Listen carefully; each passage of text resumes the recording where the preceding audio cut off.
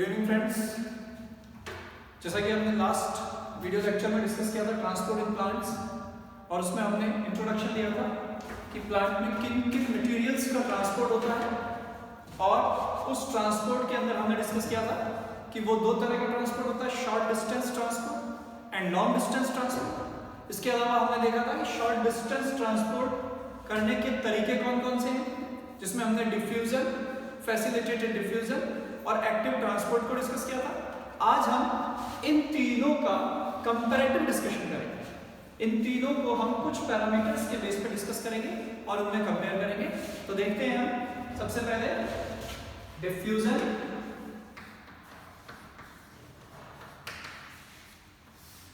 Then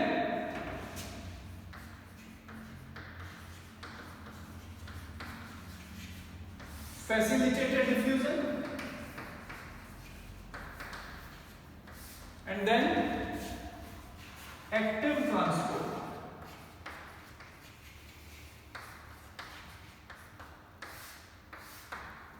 विसरण, सुविधागत विसरण और सक्रिय परिवहन, इन तीनों की तुलना करने जा रहे हैं। ऑन व्हाट बेसिस, किस आधार पर? देखिए, सबसे पहले हम देखेंगे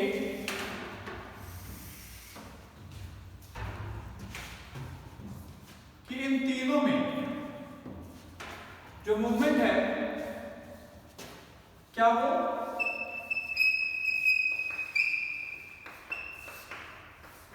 कंसंट्रेशन ग्रेडियंट, जिसके बारे में मैंने आपको लास्ट लेक्चर में बताया था, सांद्रता प्रवणता, इसके विरुद्ध होता है, अगेंस्ट कंसंट्रेशन ग्रेडियंट के मूवमेंट है क्या?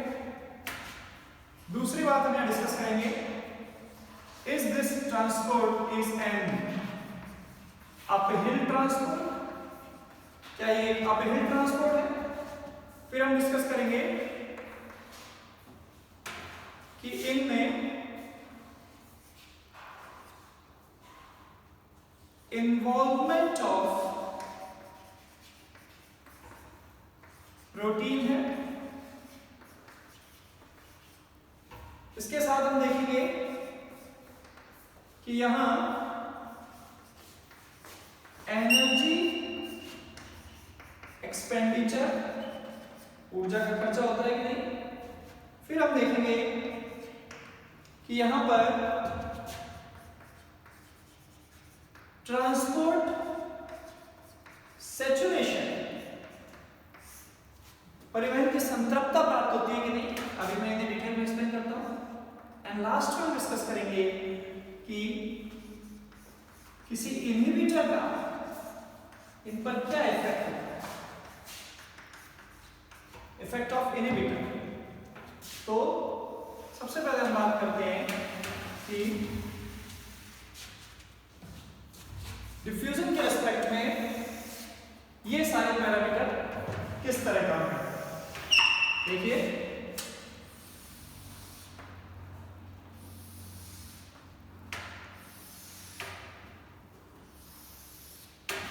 ओके, डिफ्यूजन मूवमेंट को हम डिस्कस कर चुके हैं लास्ट टर्म में। हमने देखा था किसी भी पार्टिकल का मूवमेंट उसकी कंसंट्रेशन के according, high concentration to low concentration, diffusion कहलाता है। इसके लिए किसी मेम्ब्रेन बैरियर की जरूरत नहीं है, ये एक इंडिपेंडेंट मूवमेंट है जो दूसरे मॉलिक्यूल से भी इंडिपेंडेंट होता है, और जब तक इक्विलिब्रियम रीच नहीं हो जाता, यानी कि डिफ्यूजिंग पार्टिकल सब जगह इवनली डिस्ट्रीब्यूट नहीं हो जाता, तब तक डिफ्यूजन जारी रहता है। तो देखिए, अगेंस्ट कंसंट्रेशन ग्रेडियंट क्या होता है डिफ्यूजन? हम जानते हैं कि डिफ्यूजन ऑलवेज अकर अलोंग कंसंट्रेशन ग्रेडियंट, विसरण सदैव सांद्रता प्रवणता की दिशा में होता है, इसलिए अगेंस्ट नहीं होगा, तो ये यहां पर रॉन्ग हो गया।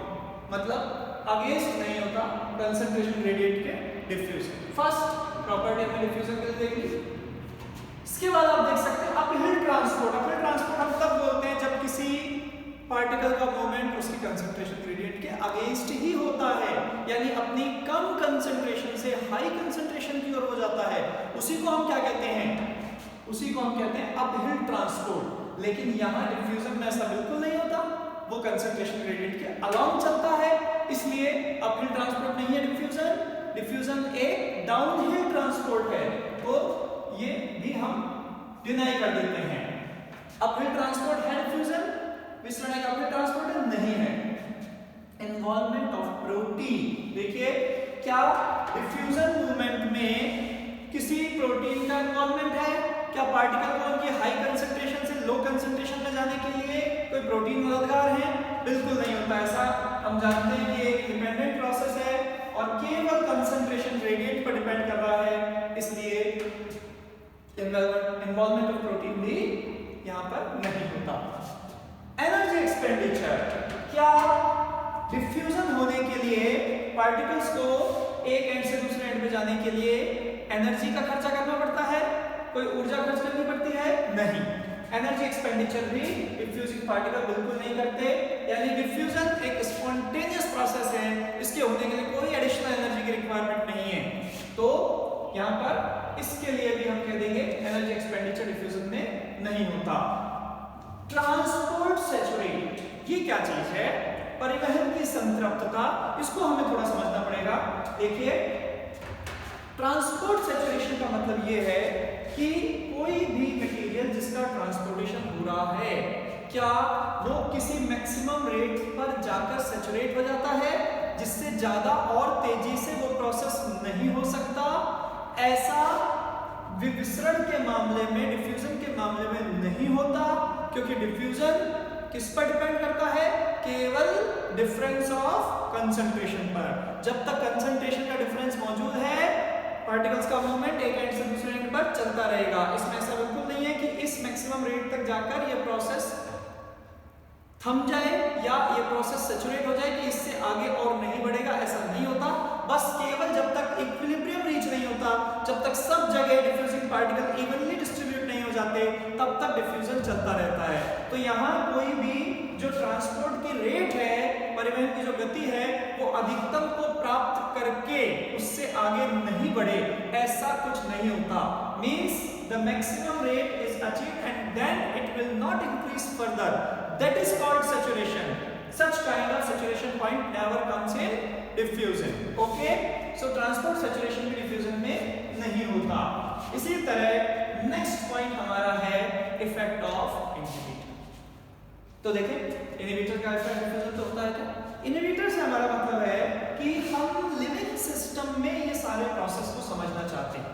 लिविंग सिस्टम में जो सेल मेम्ब्रेन्स होती हैं, उन मेम्ब्रेन के अंदर जो प्रोटीन होते हैं, कई कैरियर प्रोटीन्स उनमें शामिल होते हैं, कई ऐसे सब्सटेंस होते हैं, कई ऐसे पदार्थ हैं जो मिला देने पर वो उन मेम्ब्रेन प्रोटीन्स को इनहिबिट कर देते हैं, यानी उनको अवरुद्ध कर देते हैं, मेम्ब्रेन प्रोटीन के मूवमेंट को अफेक्ट कर देते हैं। ऐसे इनहिबिटर सब्सटेंस जो होते हैं वो केवल उन्हीं गतियों को प्रभावित कर सकते हैं जिन गतियों में केवल उन्हीं मूवमेंट को अफेक्ट कर सकते हैं जिन मूवमेंट्स में प्रोटीन इन्वॉल्व हैं।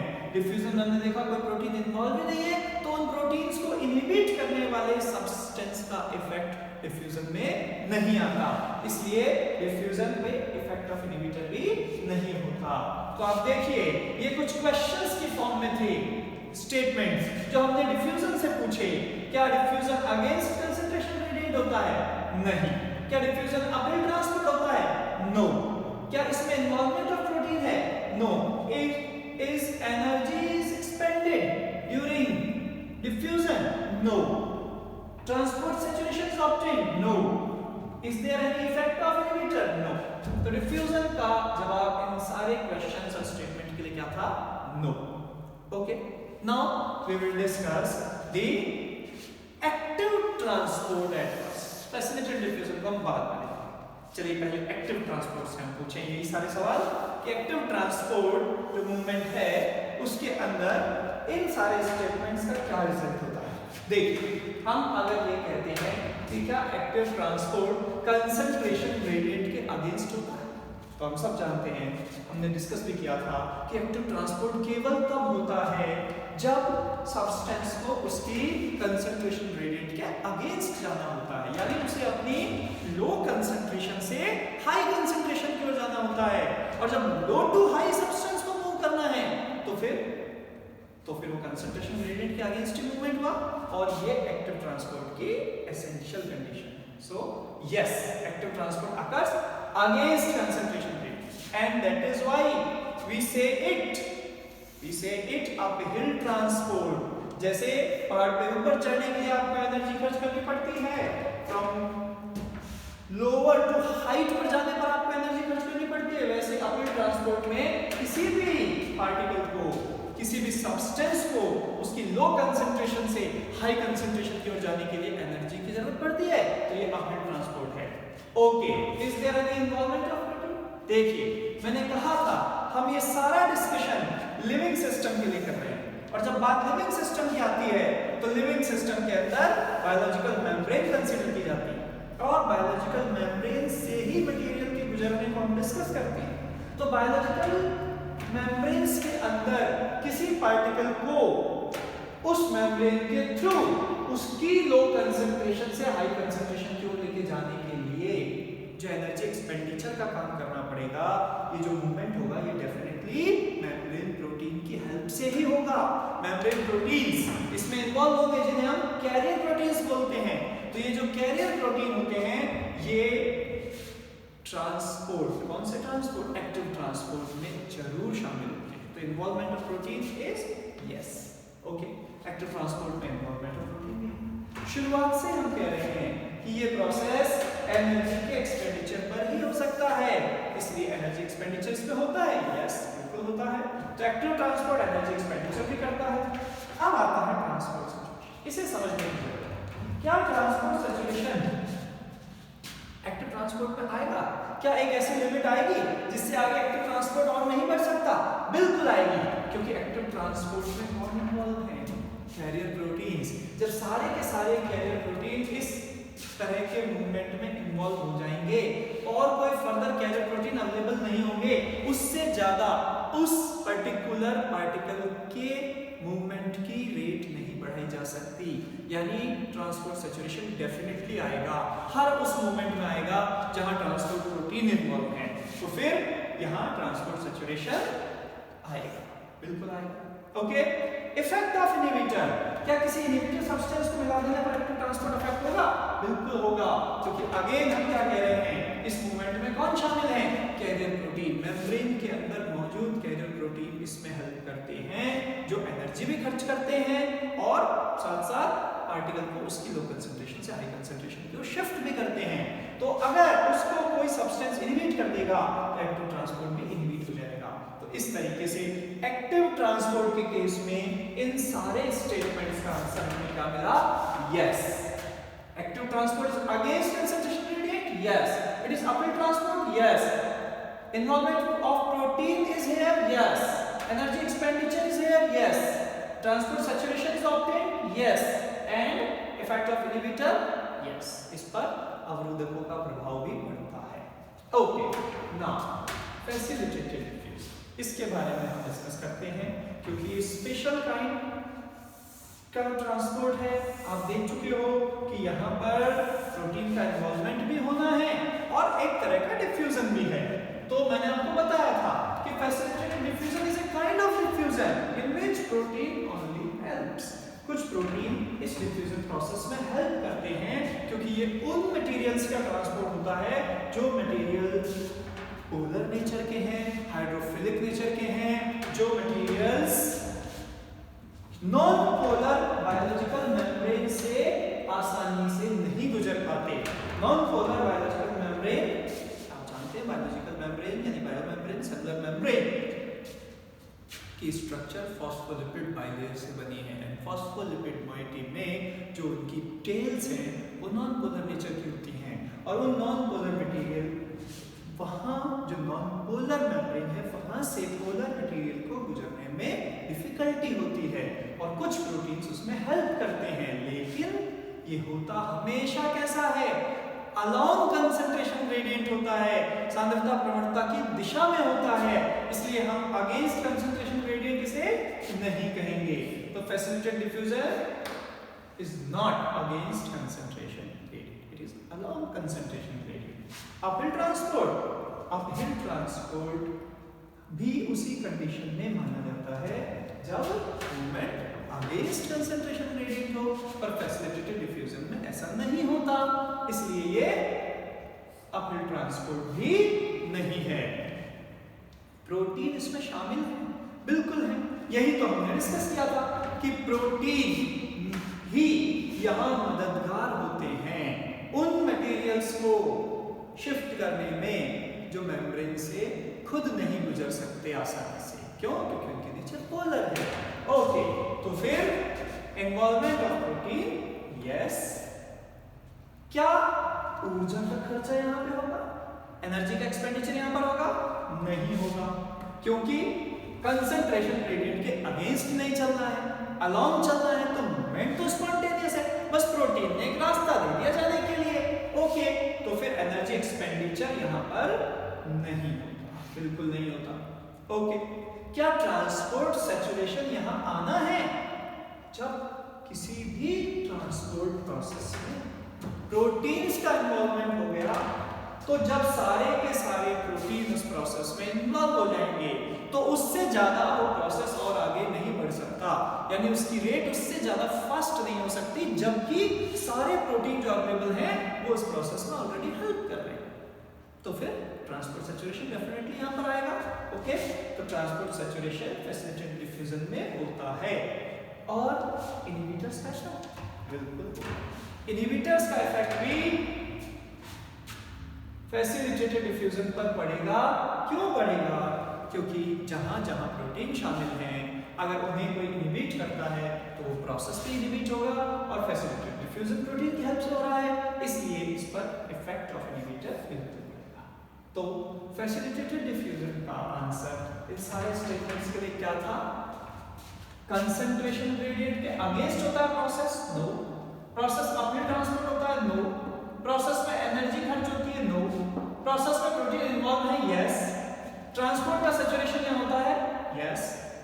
और इनहिबिटर का कोई इफेक्ट इस पर होता है? यस। तो ये सारे जो हमने पैरामीटर्स देखे, इन सभी पैरामीटर्स के बेसिस पे हम इन तीनों प्रोसेस को कंपेयर कर सकते हैं। तो डेफिनेटली नीट के एग्जाम में ऐसा क्वेश्चन आ सकता है जो इनमें से किसी पर भी बेस्ड हो, तो बड़ी आसानी से आप सॉल्व कर सकते हैं। ये कॉन्सेप्ट अब आपका क्लियर हो गया होगा। ओके, तो this is all about short distance transport. और शॉर्ट डिस्टेंस ट्रांसपोर्ट में जो तीन मेजर तरीके थे उन्हें हमने कंपेयर किया।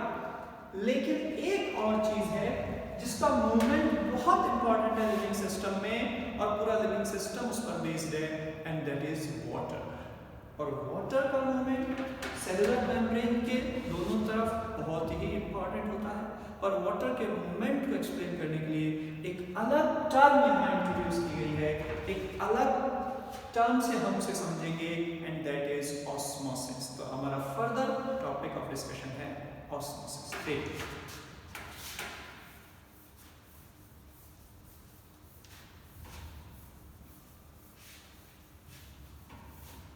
ऑस्मोसिस हिंदी में इसके लिए शब्द इस्तेमाल किया जाता है पराशर।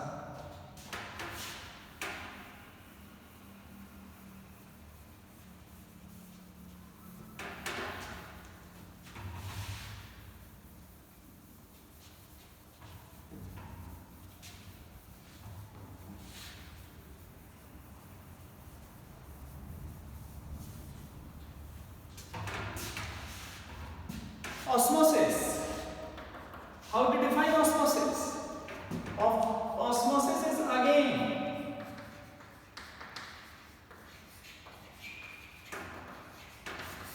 diffusion of water, यानी ऑस्मोसिस में हम केवल किसका मूवमेंट देखें? वाटर। पर वाटर का मूवमेंट ऑस्मोसिस में किसके थ्रू होना है, ये बहुत इंपॉर्टेंट बात है। Through semi permeable membrane. ये बहुत ही महत्वपूर्ण शब्द है, it is very important term. The osmosis is simply the diffusion of water through a semi-permeable membrane. Diffusion of water means movement from high to low concentration. It means osmosis में water का movement उसकी high पर किससे होगा? Semi permeable membrane से होगा। Osmosis is simply defined as movement of water from its high concentration to low concentration through a semi-permeable membrane. Hindi में इसे कहते हैं परासरण। परासरण में जल की गति होती है, उसकी उच्च सांद्रता से निम्न सांद्रता की ओर होती है तथा एक अर्धपारगम्य झिल्ली से होकर होती है। तो फिर हमें यहाँ समझना पड़ेगा what is this semi-permeable membrane, यानी कि ऑस्मोसिस होने के लिए एक मेम्ब्रेन का होना जरूरी है। वाटर के मूवमेंट को हम ऑस्मोसिस केवल तभी कहेंगे जब वो एक सेमी परमेबल मेम्ब्रेन से होकर गुजरेगा। हम फिर कह रहे हैं ये सारा डिस्कशन हम किसके लिए कर रहे हैं? लिविंग सिस्टम के लिए कर रहे हैं, जीवित तंत्र के लिए कर रहे हैं। और लिविंग सिस्टम में जो मेम्ब्रेन है, बायो मेम्ब्रेन, सेलुलर मेम्ब्रेन, उससे होकर मटेरियल्स को गुजरना है। तो यहाँ वो मेम्ब्रेन एक सेमी परमेबल मेम्ब्रेन की तरह काम करेगी। पर एक बार आपको इस टर्म को समझना होगा, व्हाट इज सेमी परमेबल। तो देखिए, किसी भी सॉल्यूशन, हम जानते हैं कि प्योर वाटर सिस्टम में नहीं होता, अक्सर उस वाटर में बहुत सारे सॉल्यूट मिले होते हैं और वाटर यहाँ सॉल्वेंट है और सॉल्यूट के मिक्स हो जाने के बाद वो एक सॉल्यूशन मिल जाता है। यानी सॉल्यूशन के दो कंपोनेंट हो गए, एक सॉल्वेंट और एक सॉल्यूट। तो इस सॉल्यूशन के किसी मेम्ब्रेन से गुजरने के बेस पर, मेम्ब्रेन चार तरह के और सॉल्यूशन में दो कंपोनेंट शामिल। फर्स्ट है परमेबल मेम्ब्रेन, पारगम्य झिल्ली। परमेबल मेम्ब्रेन हम ऐसे मेम्ब्रेन से बोलते हैं जो पूरे सॉल्यूशन को ऐसा पास कर देते हैं, जिनका सॉल्वेंट भी पास हो जाता है, सॉल्यूट भी पास हो जाता है। जैसे कि एक क्लॉथ होता है और उस क्लॉथ से हम शुगर सॉल्यूशन को पास करते हैं तो पूरा शुगर सॉल्यूशन दूसरी साइड आ जाएगा। ऐसा नहीं होगा कि पानी तो पास हो गया और उसमें डिसॉल्व शुगर रह गई, ऐसा नहीं होता। अगर शुगर डिसॉल्व है, सॉल्यूशन है, तो क्लॉथ से पूरा पास हो जाएगा, तो वो एक परमेबल मेम्ब्रेन की तरह काम करेगा। इम्परमेबल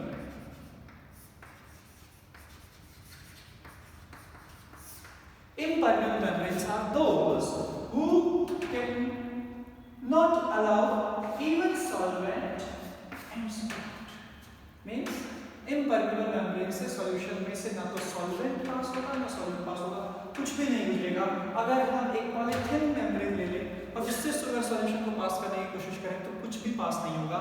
अगर हम एक मेटल फॉइल ले लें, उससे किसी सॉल्यूशन को गुजारें तो कुछ भी उसमें से नहीं गुजरेगा। वो दोनों के लिए इम्परमेबल है, ऐसी मेम्ब्रेन इम्परमेबल में काउंट होती है। Third one are semi permeable, अर्धपारगम्य झिल्ली, पारगम्य, अपारगम्य, अर्धपारगम्य। सेमी परमेबल मेम्ब्रेन सॉल्वेंट को तो पास होने देते हैं पर सॉल्यूट को प्रिवेंट करते हैं। यानी जिस सॉल्वेंट में सॉल्यूट घुला है, जैसे वाटर सपोज, तो वाटर तो पास हो जाएगा, पर जो सॉल्यूट उसके अंदर डिसॉल्व है वो इनसे नहीं पास होगा। ऐसी मेम्ब्रेन सेमी परमेबल मेम्ब्रेन कहलाती है। सेमी परमेबल मेम्ब्रेन के एग्जांपल स्पेशल होते हैं क्योंकि ये सिंथेटिक मेम्ब्रेन्स होती हैं। आमतौर पे ऐसी मेम्ब्रेन अवेलेबल नहीं होती, ये सिंथेटिकली कंपोज की जाती है। पार्चमेंट पेपर है इसके अंदर, जैसे कि इसके अंदर सेलोफेन मेम्ब्रेन हो सकती है, तो सिंथेटिकली ऐसी मेम्ब्रेन बनाई जाती है। गोट ब्लैडर को भी इसमें कंसीडर किया जाता है, वो भी इसकी तरह बिहेव करता है, जिसमें से केवल वाटर तो पास हो जाता है पर सारे के सारे सॉल्यूट उसमें रुक जाते हैं। ठीक है, तो ये सेमी परमेबल मेम्ब्रेन का एग्जांपल हो गया। Then comes selectively permeable membrane. Sometimes we say it differentially permeable, also called differentially permeable.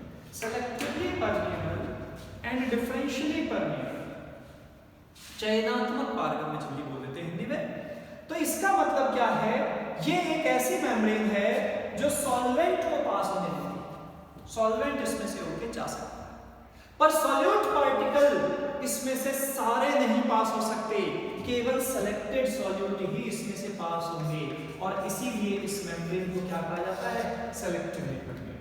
Only selected solute can pass through selectively permeable membrane. Membrane, यानी कि ये मेम्ब्रेन अपने अंदर से गुजर सकने वाले सॉल्यूट को खुद सेलेक्ट कर सकती है। तो इसलिए ये एक सिलेक्टिवली और डिफरेंशियली परमेबल मेम्ब्रेन है। और ऐसे सिलेक्टिव परमेबल मेम्ब्रेन केवल biological membrane, only living membrane can act in this way. Biological membrane यानी कि सेल्स की मेम्ब्रेन, सेल ऑर्गेनल्स की मेम्ब्रेन, कोशिका झिल्लियां, कोशिकाओं की झिल्लियां, ये चयनात्मक पारगम्य में होती हैं, यानी ये सॉल्यूट्स को खुद सेलेक्ट कर सकती है कि कौन सा इनके अंदर से गुजरेगा और कौन सा इनके अंदर से नहीं गुजरेगा। यानी कि सॉल्यूट को सेलेक्ट करने की जो एबिलिटी है, यही इन मेम्ब्रेन की लिविंग नेचर को डिफाइन करती है।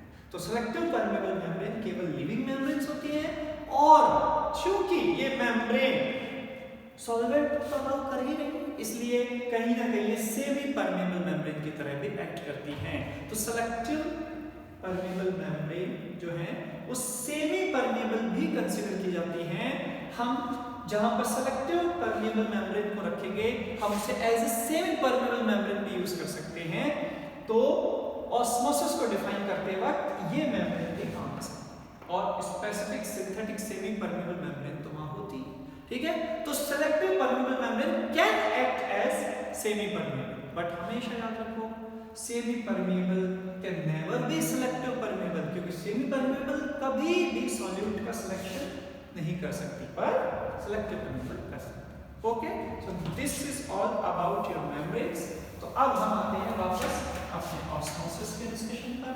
तो देखिए, ऑस्मोसिस का मतलब मैंने आपको बताया है कि किसी भी सब्सटेंस का मूवमेंट उसकी हाई कंसंट्रेशन से लो कंसंट्रेशन की ओर, किसी भी सब्सटेंस का नहीं, केवल किसका, वाटर का, केवल वाटर का मूवमेंट, किसी भी सब्सटेंस का मूवमेंट तो डिफ्यूजन होगा, पर वाटर का जब डिफ्यूजन हो वो भी किससे होकर, सेमी परमेबल मेम्ब्रेन से होकर, तब हम उसे क्या कहेंगे, तब हम उसे कहेंगे ऑस्मोसिस। तो देखिए यहाँ पर इस ऑस्मोसिस को समझने के लिए हम एक यू शेप ग्लास ट्यूब को यूज करते हैं। और देखिए इस यू शेप ग्लास ट्यूब के अंदर अगर कुछ ऐसा अरेंजमेंट किया जाए कि इसके बीच में एक सेमी परमेबल मेम्ब्रेन लगा दिया जाए, जिसे हम इन शॉर्ट में कह देते हैं SPM, सेमी परमेबल मेम्ब्रेन। और देखिए हमने एक तरफ यहाँ पर वाटर फिल कर दिया, और यहाँ दूसरी तरफ भी हमने वाटर फिल कर दिया, और अब हमें देखना है कि वाटर की कंसंट्रेशन कम या ज्यादा कैसे। तो मान लीजिए यहाँ पर वाटर के साथ मिक्स है 1 मोल NaCl, तो ये हो गया NaCl सॉल्यूशन, और ये हो गया प्योर वाटर। तो एक तरफ हमने फिल कर दिया 1 मोल NaCl सॉल्यूशन, और एक तरफ हमने फिल कर दिया प्योर वाटर। तो आप बता सकते हो अपने आप कि इन दोनों में से, सपोज ये A है और ये B पार्ट, तो इन दोनों में से कहां पर वाटर की कंसंट्रेशन ज्यादा है? डेफिनेटली यहां प्योर वाटर है और वाटर ज्यादा है, क्योंकि इस साइड वाटर के साथ साथ NaCl सॉल्यूशन भी, तो फिर वाटर का अमाउंट इस साइड ज्यादा हो गया।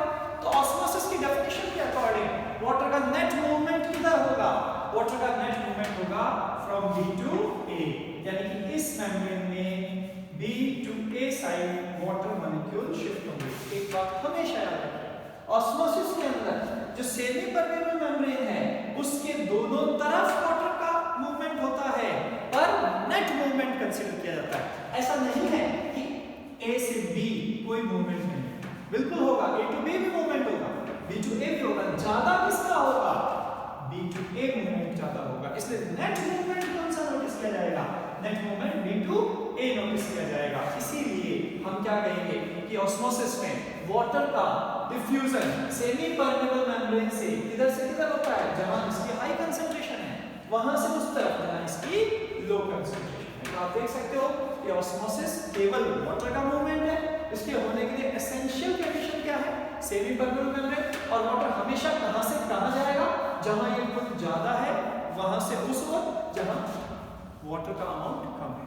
Okay, so this is about the definition of osmosis. एक और तरीके से हम इसे समझ सकते हैं, जैसे आपके इंसर्ट की डायग्राम में शो किया हुआ है। सपोज हम एक थिसिल फनल यहां यूज कर लेते हैं, इस इस तरीके से फनल होती है जिसके ऊपर हमने एक सेमी परमेबल मेम्ब्रेन की कवरिंग लगा दी सपोज इस तरीके से, और हमने इसे रख दिया इसके अंदर हमने भर दिया शुगर सॉल्यूशन। क्या भर दिया हमने?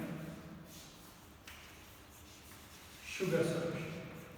तो हमने इसको रख दिया किसके अंदर? हमने इसको कैसे बीकर में रख दिया।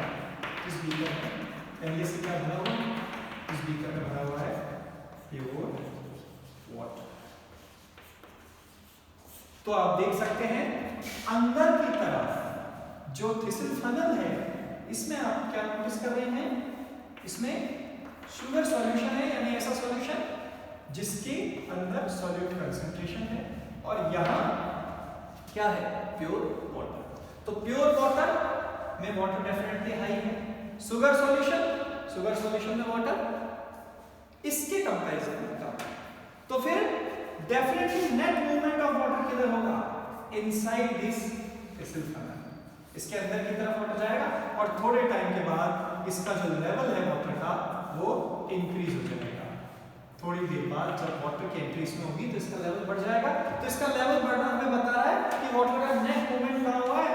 From beaker towards this tube. तो आप देखिए कि ये जो मूवमेंट हुआ है वाटर का, इनसाइड मूवमेंट, इस वजह से हुआ है क्योंकि बाहर पानी ज्यादा था, अंदर कम था, और इसके बीच में ये जो एक मेम्ब्रेन है जिससे हमने इसे कवर किया है, ये मेम्ब्रेन कौन सी है? Semi permeable membrane. तो अगेन मूवमेंट किसका? वाटर का। कहां से कहां है? High to low concentration. और किसके थ्रू है? सेमी परमेबल मेम्ब्रेन के थ्रू। तो सेमी परमेबल मेम्ब्रेन के थ्रू वाटर का movement from its high concentration to low concentration, यही क्या कहलाता है? ऑस्मोसिस। अब यहां हम एक बात नोटिस करते हैं, ऑस्मोसिस में वाटर के मूवमेंट की डायरेक्शन के बेसिस पर हम इसे नाम दे सकते हैं। टाइप ऑफ ऑस्मोसिस की हम बात करें तो एक होता है एंडोस्मोसिस और एक होता है एक्सोस्मोसिस। तो देखें एंडोस्मोसिस किसको बोलेंगे? आपने अभी नोटिस किया इस थिसिल फनल के अंदर वाटर एंटर हुआ, तो अगर हम इसे एक सिस्टम माने जिसके अंदर वाटर एंटर हो रहा है और इसके अंदर लेवल इंक्रीज हो रहा है, तो जब किसी सिस्टम में ऑस्मोसिस के थ्रू वाटर एंटर करता है तो वो एंडोस्मोसिस कहलाता है। अब एक बार एक रिवर्स सिचुएशन को हम इमेजिन करते हैं। सपोज यहां अंदर क्या है? सपोज यहां अंदर है प्योर वाटर, और यहां बाहर क्या है? यहां बाहर है शुगर सॉल्यूशन। तो किस जगह वाटर का अमाउंट कम है और किस जगह ज्यादा? शुगर सॉल्यूशन के अंदर प्योर वाटर के कंपैरिजन में वाटर कम होगा, यानी प्योर वाटर यहां पानी ज्यादा है, यहां वाटर की कंसंट्रेशन कम है। अब मूवमेंट किस तरफ होगा? नेट मूवमेंट ऑफ बाहर की तरफ होगा। तो अगर इस सिस्टम के रिगार्डिंग बात करें तो इसमें से वाटर अब बाहर जा रहा है, जब वाटर इसमें से बाहर जा रहा है तो इसके लिए यहां क्या होगा? एक्सोस्मोसिस। थ्रू ऑस्मोसिस अगर किसी सिस्टम में वाटर एंटर करता है तो उसे हम कहते हैं एंडोस्मोसिस, और अगर किसी सिस्टम से वाटर बाहर जाता है तो हम उसे कहते हैं एक्सोस्मोसिस। सिंपल एग्जांपल की बात करें, एंडोस्मोसिस का बेहतरीन एग्जांपल आप ले सकते हो, जैसे आपने रेजिन्स देखे होंगे, किशमिश जो होती है उसे हम पानी में रखते हैं, और पानी में उसको रखने के बाद कुछ टाइम के बाद अगर आप रेजिन्स को देखते हैं तो हम देखते हैं कि वाटर में सोक करने के बाद वो रेजिन्स स्वेल अप हो गई, किशमिश फूल जाती है। क्यों? क्योंकि उनके अंदर क्या हो गया? क्योंकि उनके अंदर वाटर एंटर कर गया। ये क्या कहलाएगा? ये कहलाएगा endosmosis, swelling of resins inside water और after soaking in water is the example of endosmosis. इसी तरह से अगर हम एक्सोस्मोसिस को समझना चाहते हैं तो आप देखिए कि जो ग्रेप्स होते हैं, बहुत कॉमन एग्जांपल है ग्रेप्स, आप सबने देखे हैं। ये ग्रेप्स को अगर हम इनसे भी ज्यादा रिच शुगर सॉल्यूशन में रख दें, ऐसे सांद्र विलयन में रख दें जिसकी कंसंट्रेशन शुगर की ग्रेप से भी ज्यादा है, तो थोड़े टाइम बाद इनमें क्या हो जाएगी? श्रिंकिंग हो जाएगी। तो ये श्रिंकिंग जो कही जाएगी ग्रेप्स की, ये किसका एग्जांपल होगी? एक्सोस्मोसिस का। तो ऑस्मोसिस में वाटर के मूवमेंट के बेसिस पर हम इसकी टाइप समझ सकते हैं, सिंपली एंडोस्मोसिस और एक्सोस्मोसिस। जब किसी सिस्टम में वाटर एंटर करेगा तो वो एंडोस्मोसिस माना जाएगा, जब उससे वाटर बाहर जाएगा तो एक्सोस्मोसिस माना जाएगा। और इस लिहाज से वाटर की कंसंट्रेशन के लिहाज से हम सॉल्यूशंस को भी कंपैरेटिवली तीन तरह का बता सकते हैं, hypertonic solution, hypotonic solution and isotonic solution. एक हाइपरटोनिक सॉल्यूशन वो है जो किसी दूसरे सॉल्यूशन के कंपैरिजन में ज्यादा सॉल्यूट कंसंट्रेशन रखता है, मोर कंसंट्रेशन देन अदर। जैसा आपने देखा था 1 मोल NaCl solution and pure water, तो कौन हाइपरटोनिक हुआ? 1 मोल NaCl सॉल्यूशन जिसमें प्योर वाटर के कंपैरिजन में पानी कम और सॉल्यूट ज्यादा। तो सॉल्यूट कंसंट्रेशन किसी दूसरे सॉल्यूशन के कंपैरिजन में जिसमें ज्यादा होगी वो क्या माना जाएगा? हाइपरटोनिक। और हमेशा याद रखो, हमेशा हाइपरटोनिक, हाइपोटोनिक ये सारी टर्म्स कंपैरेटिवली यूज की जाती हैं। कोई भी अकेला सॉल्यूशन हाइपरटोनिक, हाइपोटोनिक या आइसोटोनिक नहीं हो सकता। यानी 1 मोल NaCl सॉल्यूशन प्योर वाटर के कंपैरिजन में हाइपरटोनिक है। 2 मोल NaCl सॉल्यूशन 1 मोल NaCl के कंपैरिजन में हाइपरटोनिक है। इस तरह से ये कंपैरेटिव टर्म है। हाइपोटोनिक में क्या होगा? लेस सॉल्यूट कंसंट्रेशन होगी। किसी भी सॉल्यूशन जिसकी कंसंट्रेशन किसी दूसरे सॉल्यूशन के कंपैरिजन में लेस है, किसकी? सॉल्यूट की कंसंट्रेशन। सॉल्यूट कंसंट्रेशन उसमें लेस होगी तो वो हाइपोटोनिक माना जाएगा। जैसे अभी हमने 1m और 2m सॉल्यूशन के बीच में कंपैरिजन किया, तो 2 मोल कोई सा भी सॉल्यूट होगा, 2 मोल सॉल्यूशन किसी भी सॉल्यूट का 1 मोल के कंपैरिजन में क्या है? हाइपोटोनिक। जबकि 1 मोल सॉल्यूशन इसी का इसके कंपैरिजन में क्या है? हाइपोटोनिक। पर अगर इन दोनों की सॉल्यूट कंसंट्रेशन इक्वल हो, 1 मोल 1 मोल दोनों तरफ अगर इक्वल सॉल्यूट मिला दिया जाए तो फिर वो क्या माने जाएंगे? दो सॉल्यूशन आपस में आइसोटोनिक। तो ये जो टर्म्स है आपकी हाइपरटोनिक, हाइपोटोनिक, आइसोटोनिक, इनका यूज हम केवल किस रेफरेंस में करेंगे? कंपैरेटिव रेफरेंस में। कोई भी सॉल्यूशन अकेला ना तो हाइपरटोनिक होगा ना हाइपोटोनिक। ओके, तो ये हाइपरटोनिक, हाइपोटोनिक टर्म्स जब भी ऑस्मोसिस को डिफाइन किया जाएगा बहुत बार काम आएंगी, तो आप इनका जरूर ध्यान रखें। तो आज हमने diffusion, facilitated diffusion, active transport तीनों में कंपैरिजन किया और ऑस्मोसिस प्रोसेस को सिंपल टर्म्स में समझा। अभी हम इस ऑस्मोसिस के यूजेस देखेंगे और इस ऑस्मोसिस से जुड़े हुए प्रेशर्स को डिस्कस करेंगे। तो नेक्स्ट लेक्चर में हम डिफरेंट टाइप के प्रेशर पढ़ेंगे, जिनमें osmotic pressure, diffusion pressure, diffusion pressure deficients जैसे इंपॉर्टेंट टर्म्स डिस्कस होंगी। तो बिल्कुल भी उसे मिस ना करें। हमारा ये वीडियो लेक्चर थोड़ा लेट आया, लेकिन अगला वीडियो लेक्चर मैं जल्दी अपलोड करूंगा। मैंने आप लोगों से पहले भी रिक्वेस्ट की थी कि अगर आपको ये लेक्चर हेल्पफुल लगते हैं तो ज़्यादा से ज़्यादा लोगों से इन्हें शेयर कीजिए। Thank you.